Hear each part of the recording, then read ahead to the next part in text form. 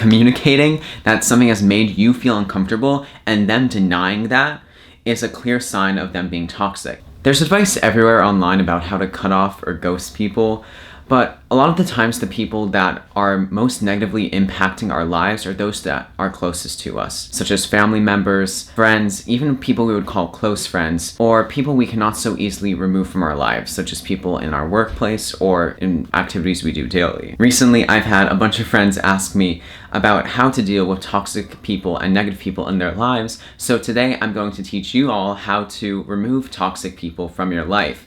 And more importantly, at the end of the video, I'm going to show you how to deal with various complicated situations involving a toxic individual. So whenever I hear a friend discuss a situation that they describe as toxic, a lot of the times that situation is not inherently able to be described that way. Oftentimes our emotions are so deeply embedded into our brain involving that situation that we cannot think rationally about a situation. So the best way to think about a supposedly toxic relationship between you and another person is to think about it through the lens of an outsider. Specifically, if you were to talk about the situation with a friend, how do you think they would treat that situation? A lot of the times I have friends asking about situations where they're describing this instance, and in reality, nobody is really doing anything wrong. For example, somebody might have not texted them back, but they never really asked them a question in the first place. And you can't judge the intention of a person based on such minute actions. In general, the first step to ending a toxic relationship is to actually identify that relationship as being toxic with 100% clarity. If you go through the events that have happened ever since you met this person,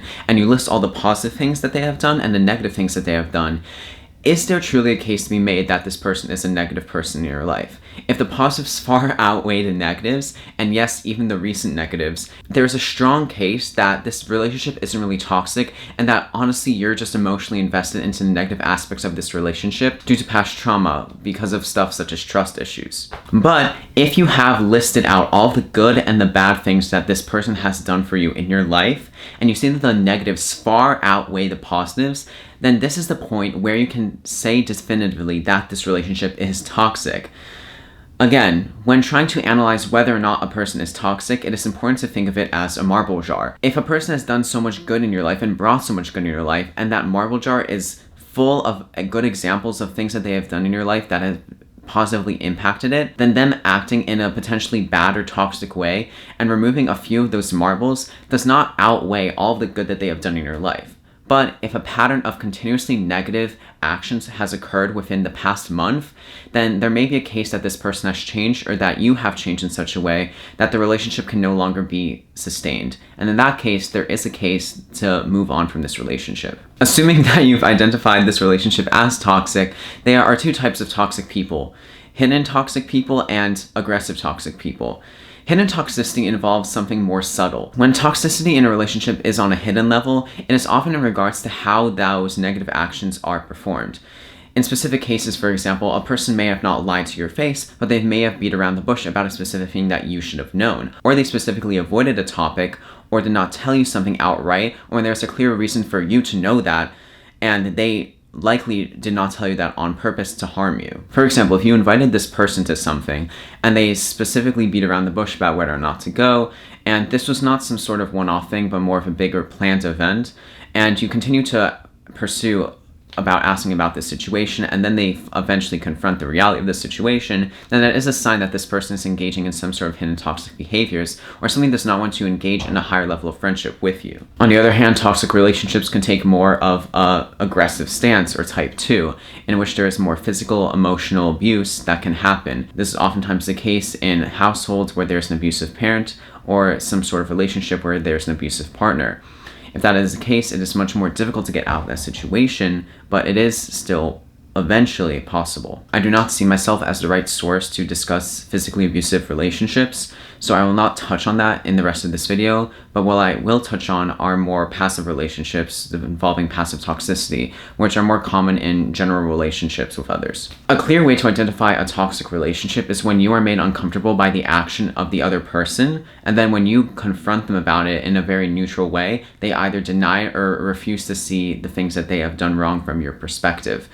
If that is the case, then either your evaluation of the situation was off, or if this person is looking past the wrong that they have done in that situation, and that is a clear indication that a toxic relationship is present. Again, communicating that something has made you feel uncomfortable and them denying that is a clear sign of them being toxic. If they do something unintentionally that makes you feel uncomfortable and you do not bring that up, then it's not something you can define as toxic. In relationships, we have to be confrontational, and confrontation doesn't necessarily have to be aggressive. For example, if someone chews with their mouth open and you explain to them in a private setting that you prefer it if they don't chew with their mouth open just out of manners, then they listen to you and do their best to accept it, especially when they're in a setting with you, then that is an example of good conflict resolution within a friendship. But you not bringing that up with that person and then getting mad at them whenever that happens is not a feasible piece of evidence to describe that relationship as toxic. That's simply your fault in the fact that you did not bring that up to them,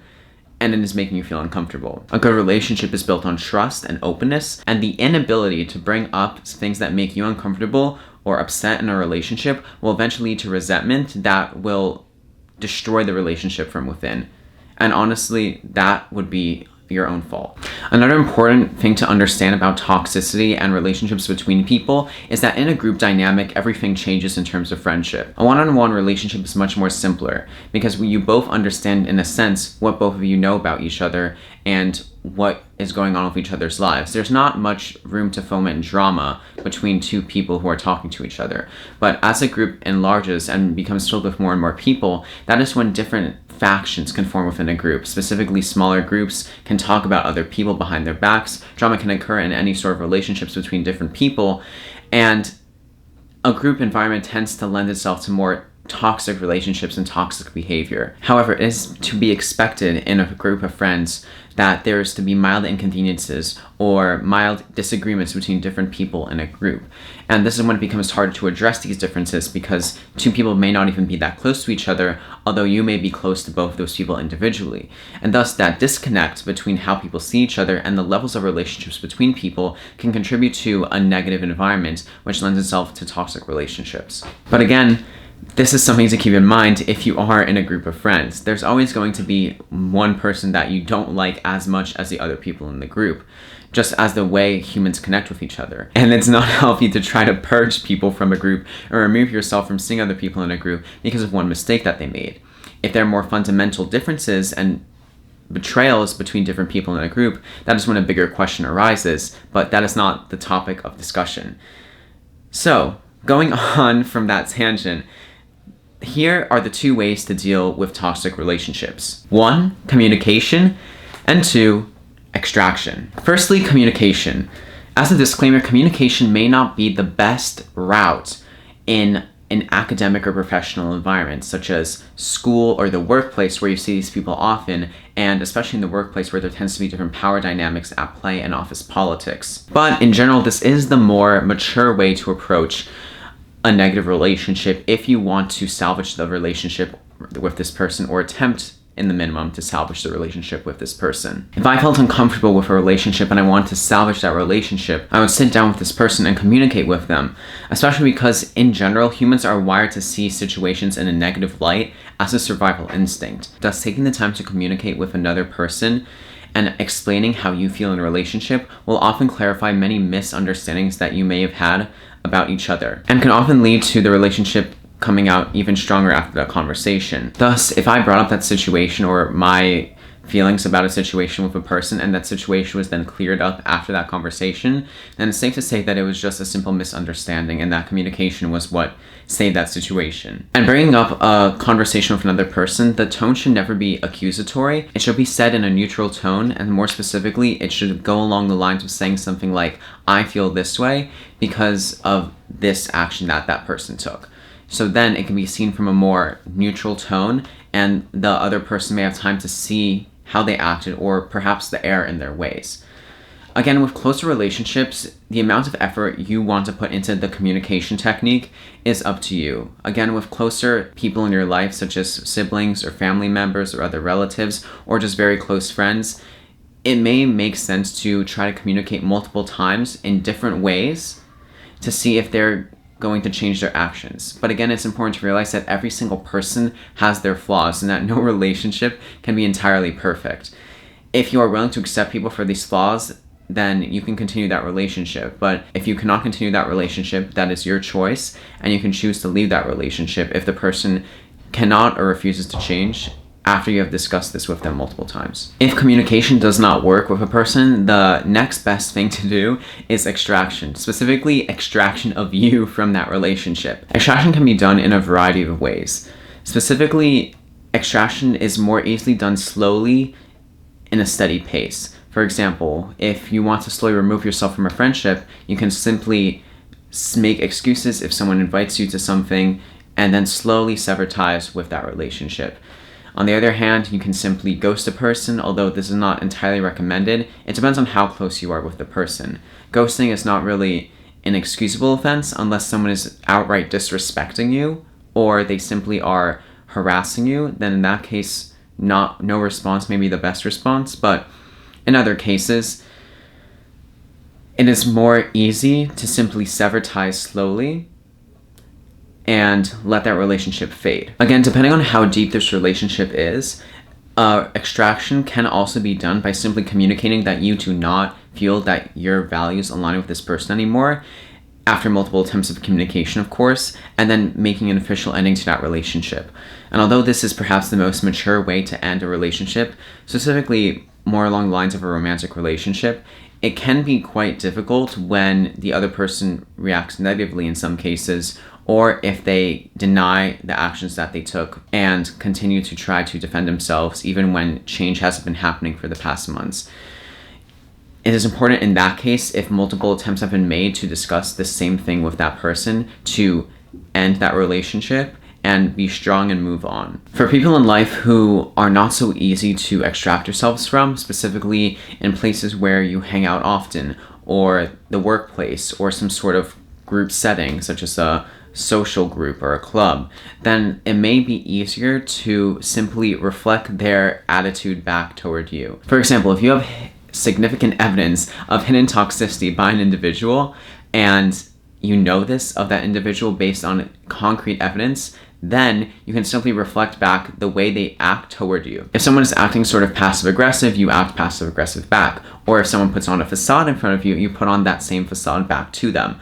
And in that case, you're protecting your own energy and you can move on with your life and form relationships with other people in the group without having to let that negative relationship ruin your entire time spent in that group setting. And when it comes to friends who participate in hidden toxicity, sitting down and talking with them may often not lead to the best results, which is why we're here at step 2 in extraction. And the reason that putting up a facade and reflecting back their energy toward them is so powerful is because they cannot make an excuse as to their actions, or they cannot deny you anything.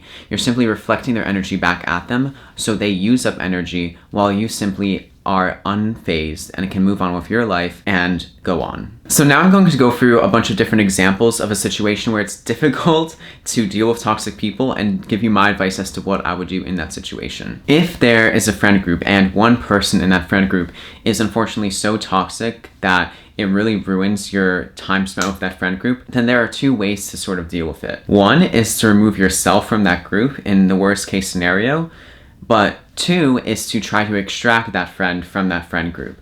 Now, if this is a set friend group, for example, with a group chat that hangs out on a particular case every single week, for example, then that is going to be a quite monumental task. But if that friend group is smaller and events can be organized from the ground up between one person and then inviting another person, then in a way, the toxic friend that you don't like can be extracted from that group and you can maintain that group of friends that you enjoy hanging out with.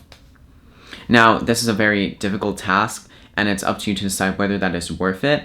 Again, one-on-one relationships can still be maintained with those people, but in very bad cases, a toxic person can turn everyone in a group against you, and that is when the worst case possible of leaving that group for your own sanity and health is the best option. And in general, explaining the nuances of your relationship to other people in the group of friends may not be the best idea, because then again, they might tell other people in that group and word might get back to that toxic friend that you have, in which case they have the ability to set up a defense and defend themselves and make themselves look like the victim in that situation. So it's not usually the best idea to describe that unless they have done an act of which you have evidence that is particularly heinous and unforgivable. In the workplace, if there is a toxic person that you are working with in the office, then there are two major options. One is to distance yourself from that person as much as possible, either by changing your desks or by going to another floor, depending on how big the company is. Or, if there's an option, you can also try working remotely, which not only saves a commute, but also removes yourself from that individual. If these two options are not possible and you have asked your higher up or boss to work remotely and they have specifically denied it, then it may be time to start looking for another job. So that is your decision to make. And depending on how bad that person makes you feel in your work environment, it is probably something that you should just deal with yourself. Because again, dealing with office politics, dealing with all of that drama in a work environment may not lead to the best outcomes, because resources such as human resources often work to protect the company over you. So oftentimes these one-on-one situations is something that you're going to have to take into your own hands. Romantic relationships tend to be a little more difficult to identify toxicity in, but one unhealthy practice that tends to happen with relationships is that a lot of the times friends are cut off and the only person that you would hang out with is that other person that you're romantically involved with, which is not healthy, because then when any situation occurs between the two of you, you have no one else to talk to about it besides yourself. So the most important resource to have in these situations are other people to talk to about problems with a relationship, because then it becomes easier to figure out if there actually is something toxic going on. Because again, it's harder to see it when it's the situation that you're living in. And finally, there are clubs and social groups. The way I would act in a club or social group depends on how professional that group is. For example, if it is a pre-professional group, then it is very close to how I would act in a workplace, specifically not wanting to interfere in the politics of a pre-professional group and not wanting to deal with higher ups and all of that, just because it may negatively impact my reputation or lead to negative consequences for me when I bring that sort of drama into the light of the entire organization. But if the club is more of a social group, then I would act more towards the idea of a friend group, or the advice I would give toward a friend group, which is to try to either extract the person from that relationship by hanging out with the people in that group that you feel more closer to, or by, in the worst case, removing yourself from that group if a toxic atmosphere pervades throughout the entire setting. So that's all my advice. Thanks for watching and for the recent support, and be sure to like, comment, subscribe, and suggest video ideas in the comments. Thanks.